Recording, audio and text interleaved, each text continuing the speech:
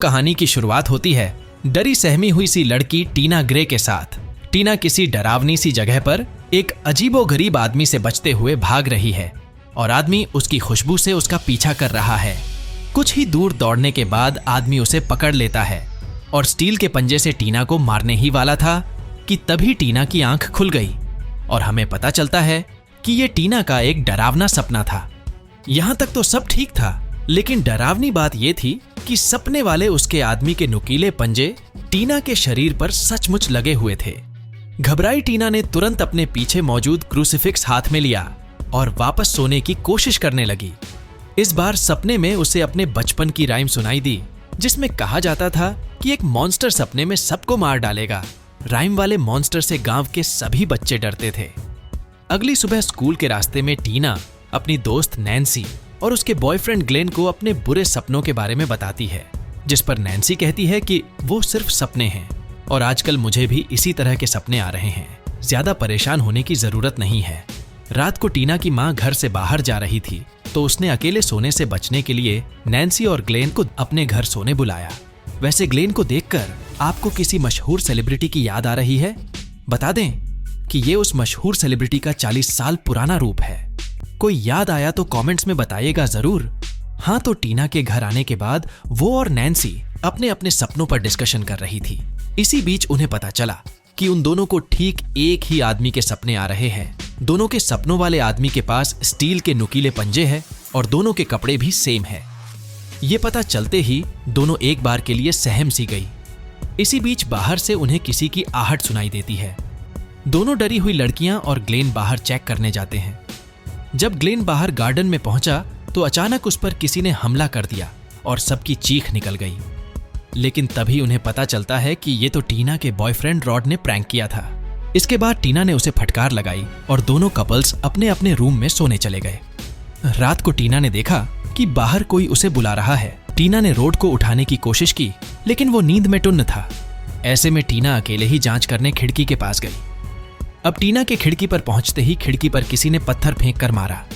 दूसरी तरफ नैन्सी अपने सपने में देख रही थी कि कोई उसकी दीवार से बाहर निकलने की कोशिश कर रहा है। इसी बीच उसकी आंख खुली तो उसने पाया कि उसके ऊपर की दीवार में सचमुच कुछ हलचल हो रही है।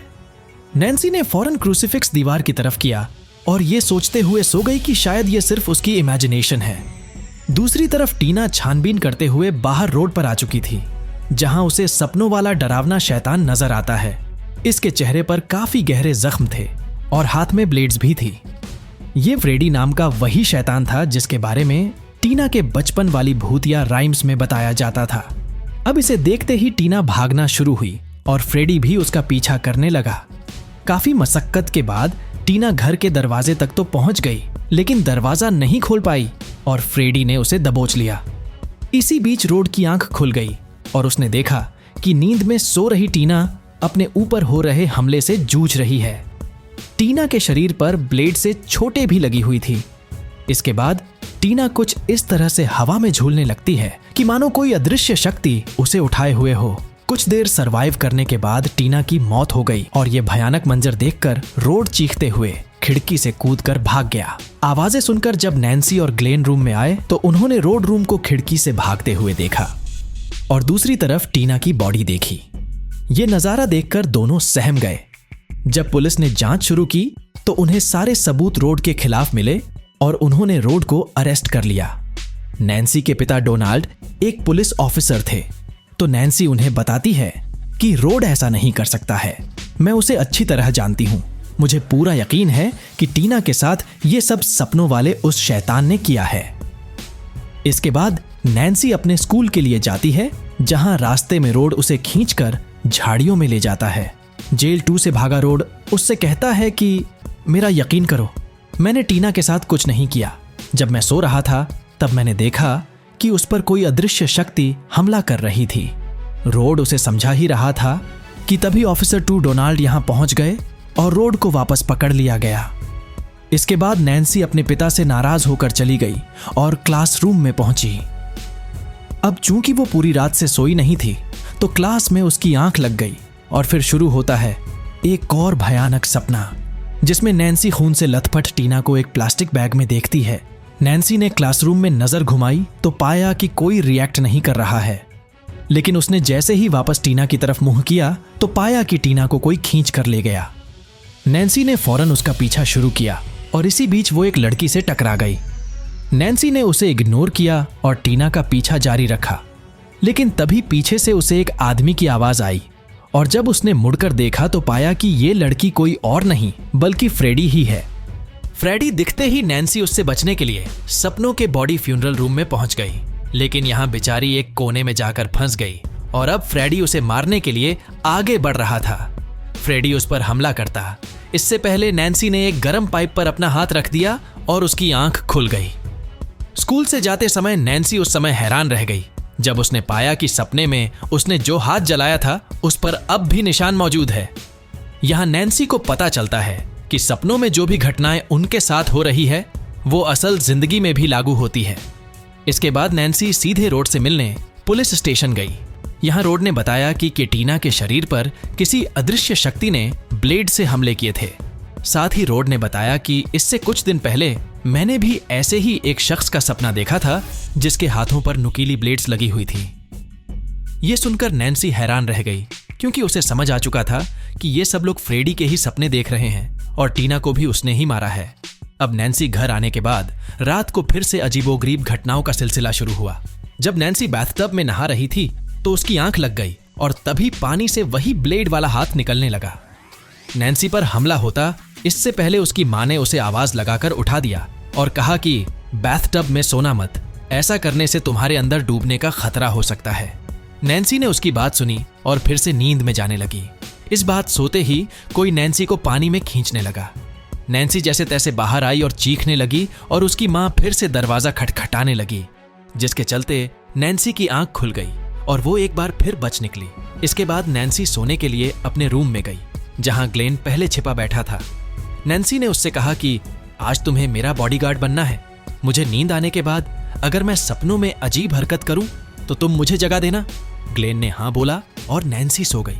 इस बार सपने में नैन्सी पुलिस स्टेशन जाती है और ग्लेन को अपने साथ लेकर जाती है। जब नैन्सी रोड के सेल के पास पहुंची तो उसने देखा कि फ्रेडी रोड को मारने उसके पास आया है। नैन्सी ने ग्लेन को आवाज लगाई लेकिन ग्लेन ने कोई जवाब नहीं दिया। इसी बीच फ्रेडी अचानक से गायब हो गया और नैन्सी के पीछे से टीना की आवाज आने लगी। उसके मुंह से डरावने सेंटीपीड निकल रहे थे। नैन्सी कुछ सोचती इससे पहले फ्रेडी एक बार फिर दिखाई दिया और नैन्सी का पीछा करना शुरू हो गया। नैन्सी जैसे तैसे अपने रूम में पहुंची तो पाया कि ग्लेन भी सो गया है। अब नैन्सी ने कांच में देखकर खुद को जगाने की कोशिश की, लेकिन तभी फ्रेडी कांच तोड़कर निकल आया। वो नैन्सी को मारने ही वाला था कि तभी अलार्म क्लॉक बज गई और नैन्सी के साथ साथ ग्लेन की भी आंख खुल गई। उठने के बाद नैन्सी ने ग्लेन को फटकार लगाई कि तुम्हें एक काम दिया था वो भी ढंग से नहीं कर पाए। इसके बाद नैन्सी को सपने में दिखे रोड का ख्याल याद आया और सीधे पुलिस स्टेशन पहुंच गई, क्योंकि वो समझ चुकी थी कि अब फ्रेडी रोड की जान लेने वाला है। लेकिन यहां दुर्भाग्य से उसके पिता डोनाल्ड उसे अंदर नहीं जाने देते। लेकिन नैन्सी के काफी रिक्वेस्ट करने पर डोनाल्ड ने हामी भरी और उसे रोड से मिलवाने के लिए चाबियां खोजने लगा। वहीं दूसरी तरफ नींद में सो रहे रोड के गले में उसकी चादर लिपटनी शुरू हो चुकी थी। वैसे वीडियो पसंद आ रही है तो आप नीचे मौजूद लाइक बटन भी दबा सकते हैं, ये बिल्कुल फ्री है। हाँ, तो रोड के गले में चादर लिपटनी शुरू हो चुकी थी, लेकिन दुर्भाग्य से जब तक नैन्सी उसे जगाने अंदर पहुंची तक वो मारा जा चुका था। अब नैन्सी तो समझ चुकी थी रोड की जान कैसे गई है, लेकिन बाकी लोगों को लग रहा था कि रोड ने गिल्टी फील होने के चलते खुद अपनी जान ली है। रोड के फ्यूनरल के बाद नैन्सी अपने पिता से बताती है कि रोड और टीना दोनों को मारने वाला एक ऐसा आदमी है जिसके हाथ में नुकीले ब्लेड्स का ग्लव है। उसने रेड ग्रीन सा स्वेटर पहना हुआ है और उसके चेहरे पर कई निशान भी है। ये सुनकर डोनाल्ड कुछ इस तरह से डर गया कि मानो वो कुछ जानता हो। डोनाल्ड ने नैन्सी को उसकी मां मार्ज के साथ स्लीप डिसऑर्डर थेरेपी के लिए भेज दिया, जहां नैन्सी के शरीर पर कुछ इक्विपमेंट्स सेट किए जाते हैं ताकि उसके सपने एग्जामिन किए जाते हैं। अब जब तक नैन्सी जाग रही थी तब तक तो सब ठीक था, लेकिन जैसे ही वो गहरी नींद में गई तो डॉक्टर्स हैरान रह गए, क्योंकि मशीन ने जो आंकड़े दिखाए वो काफी खतरनाक थे। नैन्सी कुछ इस तरह से रिएक्ट कर रही थी कि मानो वो अपनी जान बचाने की कोशिश में जुटी हुई हो। मार्ज ने फौरन उसे जगाया और पाया कि नैन्सी के हाथ पर चोट लगी हुई है और उसके हाथ में एक टोपी भी थी, जिस पर नैन्सी ने बताया कि ये मैंने बचने की कोशिश में उससे छीनी थी। ये सब देख हर कोई हैरान था, लेकिन मार्ज नैन्सी से ज्यादा बातचीत किए बगैर उसे घर ले आई। घर आने के बाद नैन्सी ने मार्ज को अपने पिता से उस टोपी को लेकर चर्चा करते हुए सुन लिया और कहने लगी कि आप लोग मुझसे कुछ तो छुपा रहे हो। इसके बाद नैन्सी ने उस टोपी पर लिखा फ्रेडी नाम दिखाया और कहा कि ये फ्रेडी ही है जो सपनों में मेरा पीछा करता है। इस पर मार्ज कहती है कि मार्ज कब का मर चुका है, फालतू बकवास बंद करो। इसके बाद दोनों में जिद के चलते बहस शुरू हो गई और नैन्सी कोई दूसरा रास्ता खोजने ग्लेन से मिलने चली गई। ग्लेन और नैन्सी ने मिलकर एक बुक से ट्रैप बिछाने के तरीके डिस्कस किए और नैन्सी घर लौट आई। यहाँ उसने देखा कि मार्ज ने घर की सभी खिड़कियों को आयरन रोड्स से बंद कर दिया है। इसके बाद अंदर आने पर नैन्सी को अपने कई सवालों का जवाब मिला।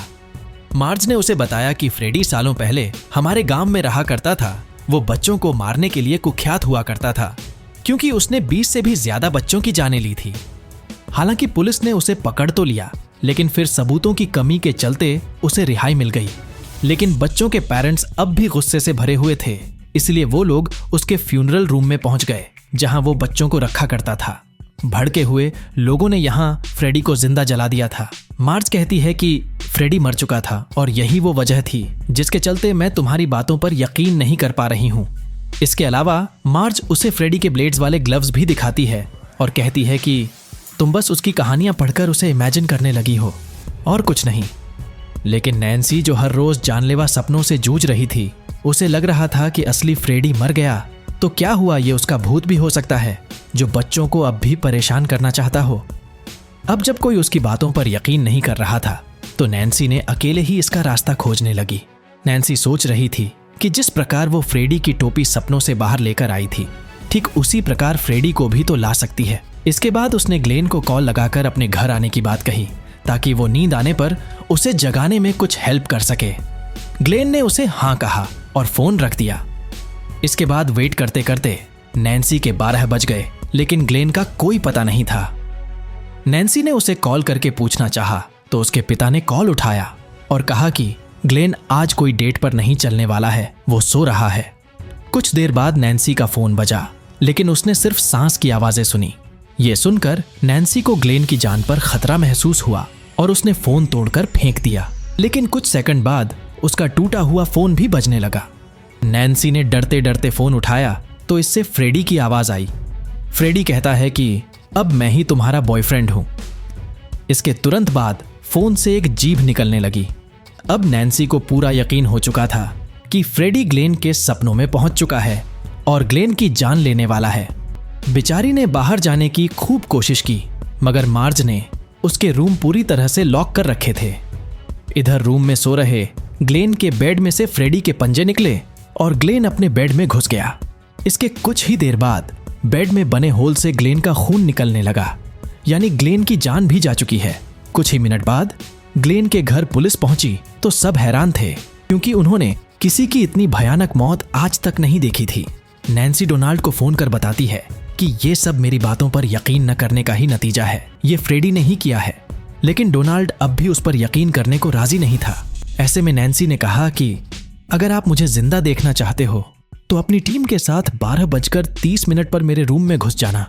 मैं फ्रेडी को बाहर ले आऊंगी और अगर आप नहीं आए तो मेरी भी जान चली जाएगी। इस बार डोनाल्ड को घबराहट होने लगी और उसने अपने ऑफिसर से कहा कि नैन्सी के रूम में होने वाली हर छोटी बड़ी हरकत पर नजर रखना। अब नैन्सी फ्रेडी को सपनों से बाहर लाने के लिए ट्रैप सेट करती है और अपनी मां को सुलाने के बाद घड़ी में 10 मिनट का अलार्म सेट करके खुद भी सोने चली जाती है। सपनों में जाते ही नैन्सी फ्रेडी की तलाश शुरू करती है और कुछ ही देर में फ्रेडी उसके सामने आ जाता है, जिसे देखकर नैन्सी बाहर कूद जाती है। अब अलार्म बजने में कुछ ही सेकंड्स बचे थे। अंतिम कुछ सेकंड्स में फ्रेडी एक बार फिर दिखाई दिया। इस बार नैन्सी ने उससे घबराने की बजाय हिम्मत दिखाई और सीधे छलांग लगाते हुए फ्रेडी को कसकर पकड़ लिया। नैन्सी को कुछ होता इससे पहले अलार्म बज गया और नैन्सी ने पाया कि वो टोपी की तरह फ्रेडी को सपनों से बाहर नहीं ला पाई। नैन्सी बेड पर बैठी ही थी कि तभी उसके पीछे से फ्रेडी निकल आया और उस पर हमला करने की कोशिश करने लगा। यानी नैन्सी फ्रेडी को सक्सेसफुली सपने से बाहर ला चुकी थी। अब फ्रेडी को देख नैन्सी कमरे से बाहर भागी, और उसे वहीं लॉक करते हुए खिड़की से पुलिस को मदद के लिए बुलाती है। ऑफिसर उससे कुछ पूछता इससे पहले नैन्सी वहां से सीढ़ियों में चली गई। इधर फ्रेडी भी दरवाजा खोलकर बाहर निकल चुका था और नैन्सी के बनाए ट्रैप यानी एक हैमर से टकराकर नीचे गिर गया। इसके बाद नैन्सी उसे बेसमेंट में ले गई और फ्रेडी पर पेट्रोल डालकर उसे आग लगा देती है। इसके बाद नैन्सी ने एक बार फिर से खिड़की से आवाज लगाई। इस बार उसके पिता डोनाल्ड ने उसे देखा और फौरन घर में आ गया। सब लोग बेसमेंट में गए तो पाया कि यहाँ कोई नहीं है, लेकिन नैन्सी ने जमीन पर मौजूद आग के फुटप्रिंट्स का पीछा किया तो पाया कि फ्रेडी ने उसकी मां मार्ज को जला दिया है। अब रोते हुए डोनाल्ड को नैन्सी पर यकीन हो रहा था। नैन्सी ने पिता को बाहर जाने के लिए कहा और उसके जाते ही फ्रेडी बेड से बाहर निकलने लगा। लेकिन अब नैन्सी उसकी कमजोरी समझ चुकी थी। वो फ्रेडी से कहने लगी कि तुम सिर्फ मेरा एक बुरा सपना हो ना कि कोई इंसान, मुझे अब तुमसे कोई डर नहीं लगता। ये कहकर नैन्सी रूम से बाहर जाने लगी। फ्रेडी ने अब भी उस पर हमला करने की कोशिश की, लेकिन उसका डर खत्म होने के चलते फ्रेडी उसे मार नहीं पाया। इसी के साथ नैन्सी दरवाजा खोलती है और हम एक खुशनुमा दिन देखते हैं। मार्ज बाहर खड़ी थी और गाड़ी में उसके सभी दोस्त टीना, रोड और ग्लेन सब उसका इंतजार कर रहे थे। क्या मतलब ये पूरा माजरा नैन्सी का सपना था? जी हाँ, नैन्सी जब जागती थी वो भी उसके सपने का ही हिस्सा था। खैर, अब नैन्सी इस खुशनुमा दिन को एंजॉय करने निकल ही रही थी कि तभी उनकी गाड़ी के कांच और दरवाजे लॉक होने लगे और एक ब्लेड लगता हुआ हाथ मार्ज को दरवाजा तोड़कर दबोच लेता है। अब क्या नैन्सी एक नए सपने में ये सब देख रही थी या फिर फ्रेडी नाम का शैतान उनकी असल जिंदगी में भी पहुंच गया? सब बातें जानने को मिलेगी मूवी के अगले पार्ट में। और अधिक जानना चाहते हैं तो बता दें कि ये कहानी थी ए नाइटमेयर ऑन एल्म स्ट्रीट नामक मूवी फ्रेंचाइज के फर्स्ट पार्ट की, जो कि 1984 में रिलीज किया गया था। और हाँ, शुरुआत में ग्लेन को लेकर हमने जो बात की थी उस पर बता दें कि इस फिल्म में ग्लेन का किरदार आज के समय में पूरी दुनिया के चहेते कैप्टन जैक स्पैरो यानी जॉनी डेप ने निभाया था और उस समय पर यानी 40 साल पुरानी फिल्म में वो महज 20 साल के थे। नेक्स्ट पार्ट देखने की चुल मच रही है तो कमेंट्स में पार्ट 2 लिखना बिल्कुल ना भूले। Thank you.